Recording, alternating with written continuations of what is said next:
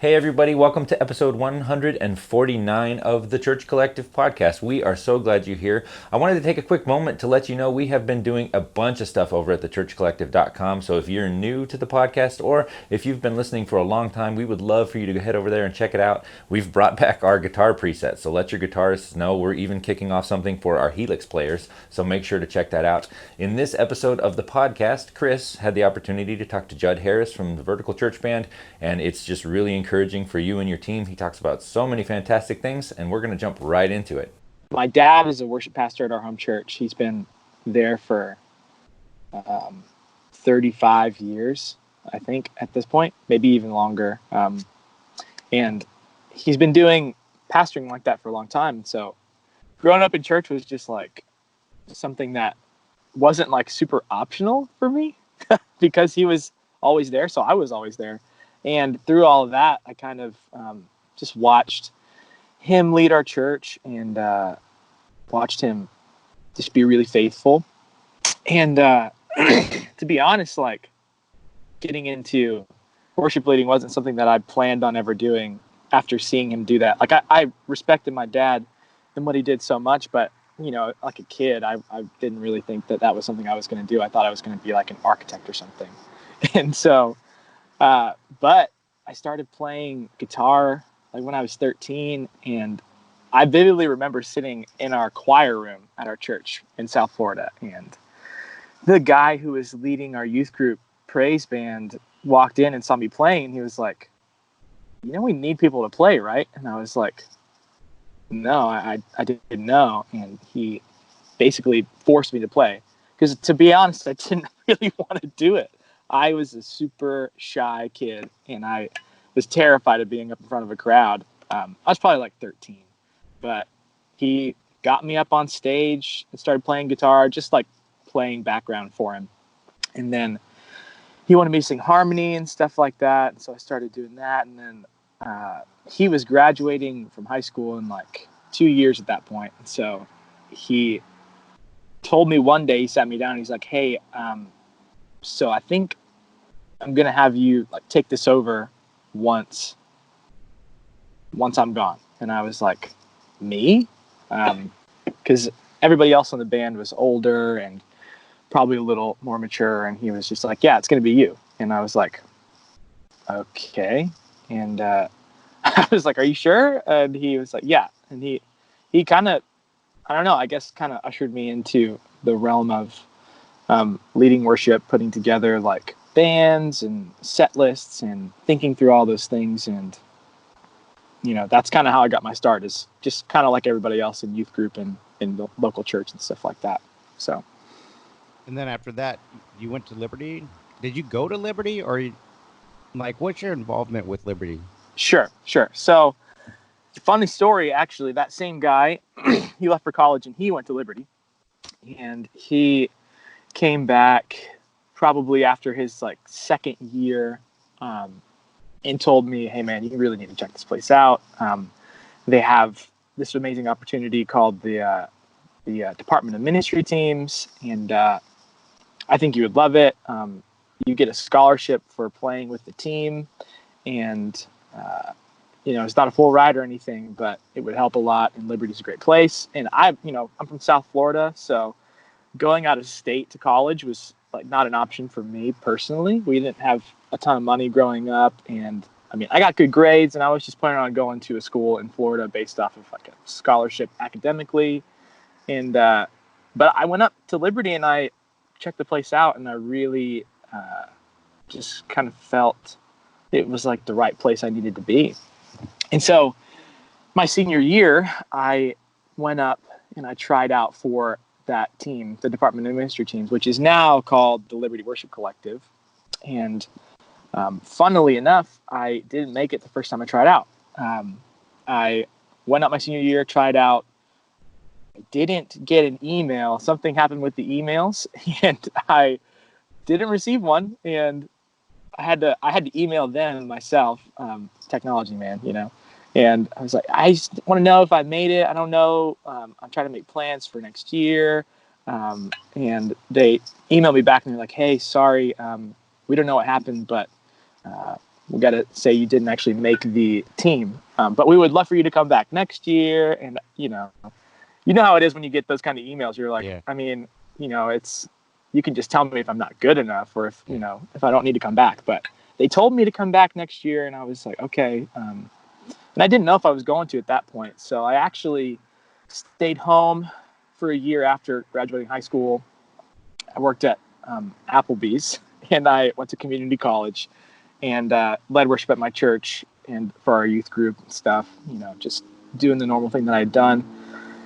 And that was a really formative year for me because I just had to learn a lot about waiting and about how my timeline isn't always the best timeline. And I don't really have a timeline. I'm not like a 5-year plan kind of guy, but that year really taught me just to wait on the Lord and to watch him do immeasurably more than I could ever ask or imagine. And so that next year, I went back and tried out, and long story short, I made the team. And so my first semester of college at Liberty looked like me going out on the road with this team called the Liberty Worship Collective.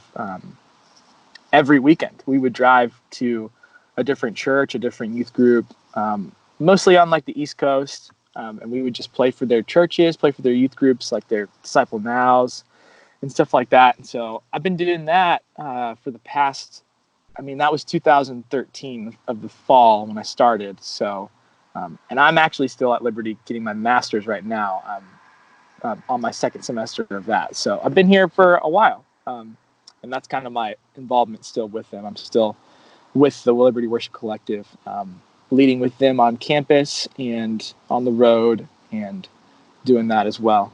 So you live in Lynchburg?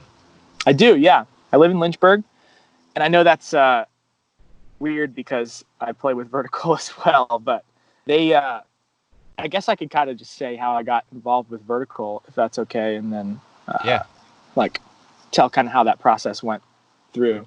So I went up to Harvest a couple of times in 2016 because I knew a few of the people on staff, and they had invited me to come up and lead worship with them.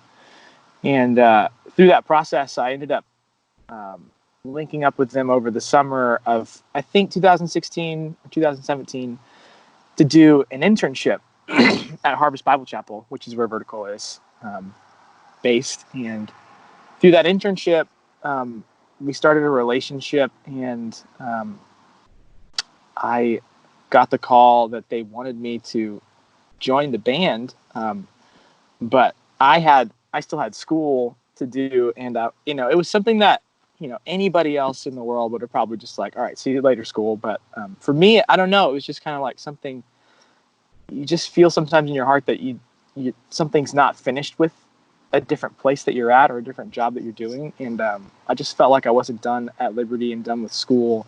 And I told them that I really wanted to, come up and work with them, but I really needed to finish school at the same time. And they were absolutely the most gracious people ever. And they were like, hey, we want you to be a part of the team, and we think you can finish school at the same time. So why don't we do that? And so I live in Lynchburg most of the time, well, full time as a student. And then I travel back and forth between Chicago and Liberty and lead with Vertical at least once a month on the weekends. And then I travel with them at a lot of different places where we go. And then I do school mainly throughout the week and stuff like that. So it's a pretty crazy kind of arrangement, but it just goes to show that, things will work out if we can just work them out together. And I can never be more grateful to Vertical and to the staff there and everybody just for allowing me to keep doing what I'm doing, getting my degree, because it's important to me, schooling at least. So, and I love being a part of that team too. So that's kind of how the whole weird-ish scenario works out. But So what are your degrees? Like, what's your bachelor's in? so I got my bachelor's in English with a minor in business, and I'm doing my my master's in professional writing. So they're both English degrees, but I can't say enough how much they're really helpful for like songwriting and for even just thinking through how to be cohesive with thought and how to really pull things together to make it something that is relatable to people and something that people can actually grasp, if you know what I mean. So it's pretty cool. So out of those three, none of them are actually really music based, right? No, they're not. Yeah, they're they're both English and business, but it was pretty cool when I got to Liberty to see that a lot of the people on the team that were like doing music with the worship collective and things like that, they weren't even music majors, and it wasn't because any of us thought we were like the best or good at or didn't need to learn anything else about music. We're always learning more about, you know, music as we keep going, as we play. But I remember when I started at Liberty, I was actually a music major, and then I just felt this weird call to maybe step out of that. And it was weird because the only reason I came to Liberty was to actually pursue the worship pastor like music degree. And so when I felt that like tug on my heart, I was like, is that for real? Like I need to do something different. And I think it was mostly because I thought at some point I needed to be bivocational. Like my dad has not only been the worship pastor at our church for 30 plus years, but he's also been a teacher in our school system for 30 plus years. And so it's been a crazy ride for him. And I just thought that might be something like smart for me to do. But I also knew that I just loved literature and story and everything about studying English and all of those things were something that was really close to my heart. And so I just trusted it. And I was just like, okay, if this is what I need to do, then I'm going to go ahead and do it. And I couldn't be more happy with my decision on that. It's just been an amazing process of just learning about the great writers of our generation and the past generations and learning what it really takes to actually be a writer. And not only that, but just to write things that people can truly hold on to and that will make a lasting impact. So it's been cool. So how does that translate to your songwriting? Well,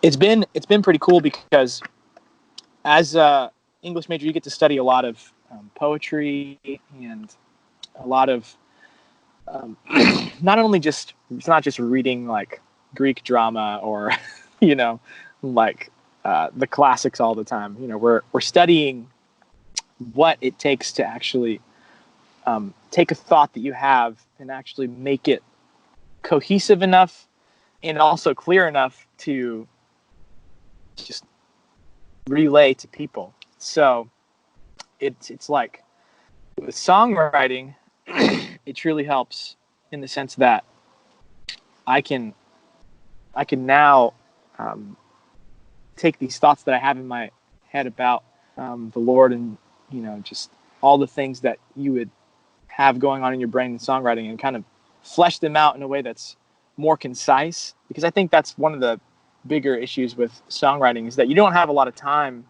to actually say what you want to say. I mean, you know, if you're writing an essay or an article, you know, you can flesh that out in like 1,000 words, but I mean, every song is maybe not even 100, you know, so it's difficult to be really concise and really clear with what you want to say. And it's helped me immensely just in being more clear about what I want to say, not only to the church, but to the Lord. And he's given me a really awesome lens to look at that through with this English pursuit in school and in college. So What is what's your like songwriting processes look like between the two, between Liberty Worship Collective and Vertical? It honestly looks a lot the same. We do each kind of entity does a lot of like group writing, and we all kind of write on our own. We write in groups. We flesh ideas out together, um, and it doesn't ever start off the same way. Like you can have like a melody or a lyric, and it's been really cool to see how that songwriting process apart from each of them, there are different little idiosyncrasies that happen with each type of writer or group or anything. But the thing that's been cool for me to witness is just how the vulnerability is still true on all sides of it. And when you bring a song to a songwriter, to any kind of um, session like that, you got to be vulnerable, and you got to let people kind of pick apart your babies. Sometimes, you never really know what's going to happen. And I think the most beautiful thing about that is vulnerability. Not only allows for things to get better, but it allows them to be more beautiful. It opens that door to beauty in the way that just holding so tightly to things could never do. So I think that's been the coolest thing to see, is that we have different, like, probably different executions with Vertical and with the Worship Collective, but the vulnerability is still the same in both assets. You have to bring a song and let people help you bring the beauty out of it in whatever way they can. So it's been pretty cool. But when you're writing like on your own, like what is your process like? Or do you just pull out a guitar? Do you sit at a piano, or do you hear something in the car? How's that look? A lot of the time, it looks like me. I'm in my head a lot of the time, so I hear melodies and stuff, just as I'm driving. And so a lot of the time, it'll look like me pulling out my phone and like recording a voice memo of me like do do do do do do do do, something like that. And then I'll get home, and if it's like a really good idea, I'll listen back to it, and then I'll pull out a guitar. I write mostly from guitar, and I'll do that. And then sometimes I get a really cool lyrical idea through that, but it mostly looks like me starting with a melody, and then trying to match a lyric to it. That's probably how I start off most of the time. It's just with something that I've heard in my brain, and then tried to put words to, because I feel like melodies tell their own story, and it's always been a little harder for me to start off with just a lyric instead of actually having a melody to go with it. You know what I mean? It's just kind of like, I feel like different lifts and different trajectories of a melody tell stories on their own. And I think for me personally, adding lyrics to that is a lot easier for me to kind of flesh out what that story is trying to say, if that makes sense. Yeah. So how far do you go with it? Like, are you into like recording and stuff, or do you just keep it on your phone? I mostly keep them on my phone. I actually use just like a couple of different note-taking apps. One of them that I found that was really helpful for me was Evernote. It had like a recording feature that you could just press record and then like still type on your phone at the same time. And that was really helpful for me because I don't have a lot of recording equipment. There's a lot of stuff that's available to me, but I don't know a lot about actually recording and producing and things like that. So whenever something gets whenever I get really psyched about something, I bring it to somebody that has a little more knowledge in that area, and then we try to flesh something out in like an actual demo form. So, but I have a lot of voice memos on my phone, so it's a fun time. Basically, like your demos are just you and a guitar. A lot of times, it's just me and a guitar. Sometimes I'll have somebody singing along with me, and then sometimes it's got piano, but most of the time it's just guitar. Yeah. Do you play keys? I can't. I do Remember. play a little bit. But I don't play too much. I like to let the people that really know what they're doing lead from it. But if you're in a pinch, I can play for you. But it's not going to be amazing. So Talk about the song "So Will I." Like, how did that come about? you mean Yes I Will? Yes, I will. Dude, no. Well, So Will I came about. I'm just kidding. We were just playing that song yesterday. So. Oh, dude, oh man, I love that song, dude. It's amazing. We actually had the director of NASA here at Liberty like a week ago, and they played So Will I, and it was like a super cool moment just to have somebody that was all about space be leading that song in front of him. It was amazing. But Yes I Will. Yeah. Let me ask you that question again. So Yeah, for sure. That's amazing. Maybe I should just leave it in there. Maybe, dude. I think it's funny. No, it is funny because one of the worship leaders on our worship team brought the song "Not So Will I." Yes, I will. Right. And right. she was like, can we sing this song? And it was brand new, and I pulled it out on YouTube, and it was you, and I was like, what the heck? Like, because she didn't say who it was by or anything. She, it was like, and I was like, yeah, definitely. Plus, I know that guy. Yeah. Oh, dude, that's so cool. That's amazing. But anyway, yeah, talk about Yes, I Will. How that came about. Yeah. So I actually didn't write Yes, I Will. I wasn't a part of the writing process for that at all. But I can talk to you about like when I heard the demo and all that certain stuff. One of our guys on our team at Vertical, Eddie, he's been with Vertical for many, many years, and he was writing in Nashville with a couple other writers, and they wrote this song. And I remember whenever they told me that they wanted me to join the team, and when I actually had joined, they sent me I think 3 demos, and I was getting ready to fly up there for the first time after that last conversation of being part of the team. And I was on the plane, and I was listening to these songs, and I got to the demo for Yes I Will, and I was just like, man, this song has something on it. I listened to it probably like 10 times in a row, and I was walking through the Chicago airport, just watching people walk by with their different countenances and their different, worries and cares. And I was just like, man, this song is truly going to bring some of these countenances up. It's going to lift these faces. It's going to be an anthem for people. And at that point, I didn't know if I was actually going to sing it or not. And so I was going up there to record the demo for it and to lead at church. And so we did it, and then we recorded it on our album Bright Faith Bold Future. I think it was 2016, 2017, probably 2017.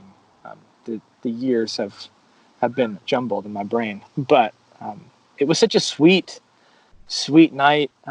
We had a bunch of people gather at our downtown campus in Chicago, and I just remember whenever we led that song for the first time, it was like all of us had heard it all of our lives. It was like it was a part of our hearts. So it was just a really cool thing. And then, to see where it's gone from there has been incredible. So, yeah. So when it was written, was it? It's in key of D, right? It's in C. It's in C. Okay, so yeah. But when our church plays it, we bring it up to D because we usually have females sing it, which is cool because you don't have to go that far to get it right. So was the original demo? Was it in C? And was it a guy singing it? It was, yeah. I think it may have been in B, may have been in C, but it was one of the other guys that was writing. His name's Jonathan Smith. He was our producer for Bright Faith Bold Future and for our next record coming up. And I believe he was singing it. And I think it was C. It may have been B, but yeah. Do you guys ever have a female lead it? or is that always you? Yeah. Then we have one of our other vocalists, Lauren Smith. She leads it a lot. And I'm sure that, other volunteers in our church that sing it. We probably had other females lead it too. But yeah, I love seeing email led Yes I Will videos. There was one girl on YouTube that our manager sent us all the video, and he's like, this girl's good, and she was leading it. I think she was leading it in D. She may have been doing it in E too. I don't even know, but it's always really cool to see. So yeah. Yeah, I love that about those kind of songs where you don't have to like completely change the key Exactly. to have, because what that means to me is the congregation can sing it. The whole Exactly. congregation can sing it, whether it's a guy or girl. 100%. Yeah, I think that was probably part of the heart behind writing it. I mean, like I said, I wasn't part of the writing process, but with Vertical, like one of our philosophies is we're writing songs for the church. And so we're writing songs for the church to get Vertical to actually like praise the Lord and use our voices for the purpose that we were made for. And so writing songs that the whole church can sing is a really important part of that process for us. So I totally agree. So what's next for you? Like, how close are you to being graduating? So I've got 18 credits left. So that will amount to about a semester and a half of stuff left to do. Trying to get it done as quick as possible. So, but after that, I'm still with Vertical, and so I'll be moving up to Chicago and leading with them, and doing whatever else comes my way. I hope to always have a really good relationship with Liberty. I love the team here, so I hope to be back and as much as I can and stuff like that. But there comes a time where school has to end for everybody. So, how long have you been in school? I mean, I started in fall 2013, so this fall will be what, 2020. I guess that's technically 6.5, 7 years. So, but like I said, I'm doing my master's too. So, yeah. So, like at Liberty, are you on some kind of staff as well, like with the No. Worship Collective? So the Worship Collective is student led. We have staff. Actually, Kevin Hughley, who's with Russia Fools, he is the director of our team, the Liberty Worship Collective, and but it's made up of all students. So the heart behind that is that campus worship and all of that would be student led, because it's just a lot sweeter to do it that way. Whenever you're led in worship by your peers as a college student, it's just there's something about it that's so much better than just having a worship leader that you never see. It's like your peers that you have class with are getting up there and leading you in worship. It's like it's so cool. But so I'm not on staff. I'm just a part of the Worship Collective as another student. So, but yeah. And then when you go to Vertical, are you planning on being on staff there? Or? Yes, that is the plan. And so, what will you be, a worship leader, worship pastor, music director? Like, what are you hoping to kind of fall into? I'll be just in a worship leader position, worship leading, songwriting, and doing whatever else needs to get done. I'm a team player, so What's their structure look like? They have? We have worship leaders. We have worship pastors. We're actually kind of in a season of transition right now where they're kind of not changing the way things work, but just kind of fleshing out what we want it to look like in the future and things like that. And so, but yeah, we have on our team on Vertical, three of the guys are worship pastors, and then everybody else is on staff as either a worship leader or a music director or things like that. So What's your like influences, both secular and Christian, like musically? Sure. What inspires you? Dude, I love Switchfoot. They're one of my favorite bands. And I guess, depending on who you are, or whatever, they could be considered both secular and Christian. But I grew up listening to only Christian music. So I was like really into Reliant K, into Audio Adrenaline, into all those kind of bands like growing up. And once I got to college, I started listening to a little more like secular stuff. So I listened to a lot of punk rock music. But I also love Americana. Like Drew Holcomb and the Neighbors is a huge influence for me. Not even just in songwriting, but in just like the way that I love music to feel. And I also love John Mark McMillan. He's a huge influence for me in the songwriting realm. But as for worship artists, love Hillsong United. They've been a huge part of my story. In leading for youth group and all those things, they've been just a killer influence for me. But yeah, I love a lot of Americana, a lot of punk rock. I listen to a little bit of metal here and there, and I've recently been listening to more hip hop. But I would say probably my biggest influences are those kind of like Christian, like CCM artists that came up in like the early 2000s, and then Americana, like Drew Holcomb and stuff like that, has been huge for me. So listening to the metal and the punk bands, do you play electric guitar as well? I play electric guitar, but nothing like any of those guys play electric guitar. They're like, it's, I don't riff or anything. I play mostly rhythm and stuff. So, but I love ripping, covers of Switchfoot songs and things like that. You ever lead with an electric guitar? I used to lead a lot with electric guitar. I don't do it too much anymore, but I have a 5420 Gretsch, and I used to lead with that from like a Vox AC-15, like just a super simple setup with a few pedals and stuff like that. And when I first got to Liberty, I would play both. I would switch off from that to acoustic every set, and it was super dope. It was fun. What acoustic are you playing right now? I can't remember last time I saw you. I play a Taylor 510.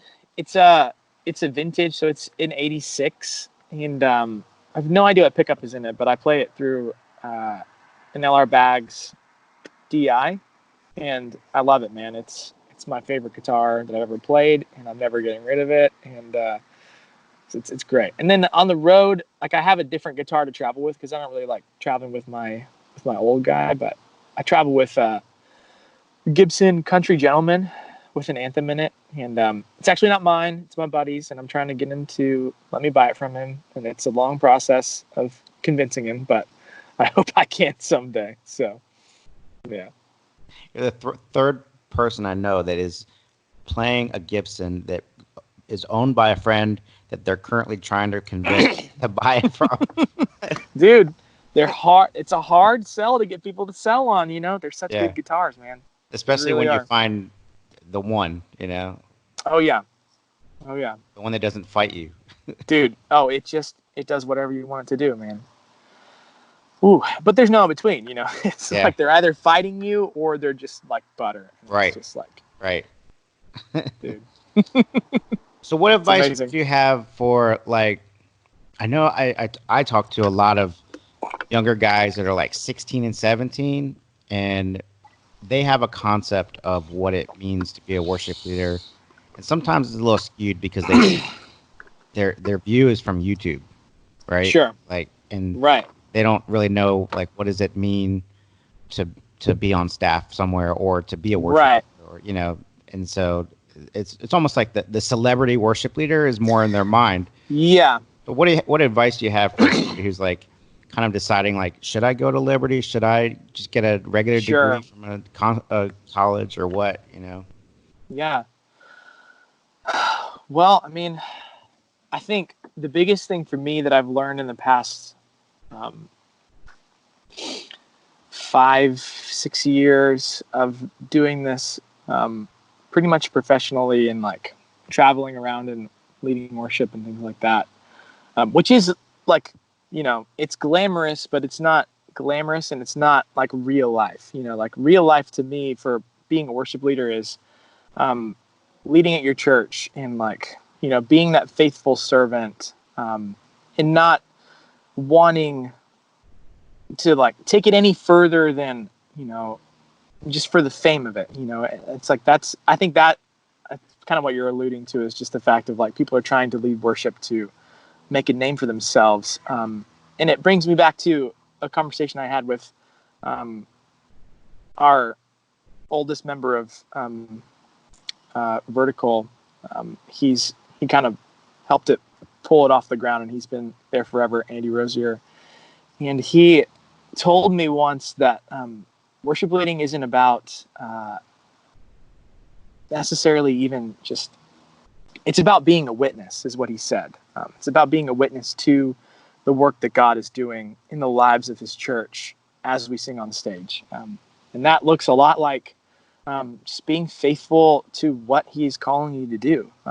You can't watch God work if you're not close to him, if you're not trying to seek him every day. And so I think that the most important part of being a worship leader or anything like that is just faithful, being servant-minded, and not taking yourself too seriously.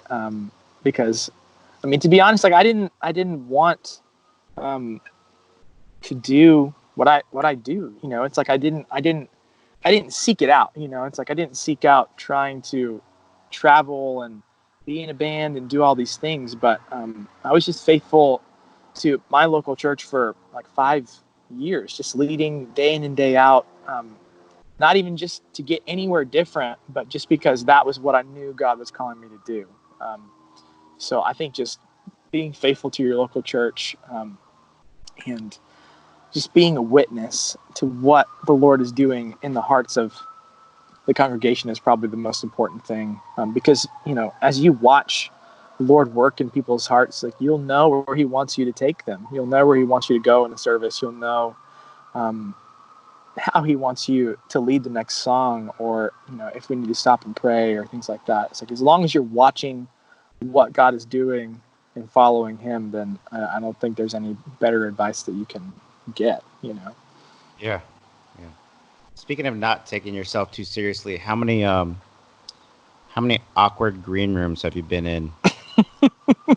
Dude, a million. Like, I mean, 99% of them are nurseries. Dude, there's so many. I'm trying to think of the weirdest one that we have been in. But yeah, it probably was a nursery or something like that. I mean, we literally walked into a green room one time and there were kids like eating breakfast. So we were like, nice, we're here. And it's amazing. It's like, that's half the fun, is just like, getting to see all these places. They say the journey is half the fun. So it's just like, getting to meet all these different people and have all those fun memories of the weird, crazy things that happen. It's just like super fun, man. Yeah. But, Do you have any, how that account Worship Fails is pretty big. Do you have any good worship fail stories, personal stories? Oh man, dude, I really do. I think my favorite one that I was a part of. I mean, I fell off the stage like probably 4 or 5 times. Serious. Yeah, I mean, it's like, and none of them were actually big stages, so that was nice. Like I think it was even this last summer, I was walking, just coming back off the mic, and I stepped off the stage and I stepped right back onto it, which was nice. But there was one time where I was leading, and it was the first song, and we were getting really into it, and I was, I think we started jumping. I don't know what happened, but somehow my microphone came off the stand and flew into the audience and rolled down like 5 rows. And one of the kids had to come and bring it to me for the next song. It was super, super funny. But wow. Yeah. I mean, there's so many different things. I remember there was another time we were playing at my home church actually, and when we stepped on stage, I think somebody tripped over the cord to the rack and it turned everything off. And so we had to reboot everything, and it did. It rebooted immediately, but what we didn't know is that it rebooted the keyboard and it rebooted the computer. So when we went to turn the keyboard back on, it started playing one of those drum mix things, like Oh yeah. into the sound, into everything. Everybody heard it, and then we Let me finally guess, it was turned a that Yamaha. off. Oh yeah, dude, it was a Yamaha. 'Cause I know that beat. 100%, dude. So we finally turned that off, but then we started hearing Adele singing "Hello" from the computer, because the computer rebooted and started playing iTunes, and we were like, "What is going on?" This is all happening before we even got the first song off. So it was very, very fun, super fun stuff. But yeah, it's like I love that account because I don't take myself too seriously, and I love specifically the one with the kid that was singing "Glorious Day" and his voice cracks, and I love that one so much because all the kids on stage and off stage, like, they're just laughing and they're not like embarrassed. Like, I'm sure he was a little bit, but it was just like, worship leading isn't about just being super serious or being like an icon or somebody to look at. It's really just about connecting, and all of us in the room connecting with God, and just I think that even that was kind of still worshipful. Just the fact that we could all laugh at the fact that, like, we're imperfect beings, but we get to worship a perfect God, and it's just amazing. So I love it. Yeah, that's funny. Awesome. Final question: what's in the box? Which box? The one behind you. There's nothing in the box. It's an empty box. Oh my gosh. It's like, which box? That's incredible, dude. I was hoping you were gonna say, like, oh, it's a brand new custom shop Jazzmaster or something. Oh like yeah, that. yeah. No, it's an Elliott. Gotta love it. It's great. No, dude. That's awesome, dude. Cool. Well, thanks, Judd. I appreciate you. I appreciate you talking with Dude, me. appreciate you, man. You have such an interesting story, because I can never remember where you live. I know all the things you're part of, but I can't remember. Right. Like, where does he actually live? And yeah, like, you're just all over the place. So yeah, dude. It's a fun time, and yeah, I love it. Flying hard under the radar. yeah, yeah, that's awesome. Cool. Well, appreciate it, and I'll see you on the socials. Hopefully, we'll see each other in person again. For sure, soon. man. All right, brother. All right. Peace. Take it easy. Peace.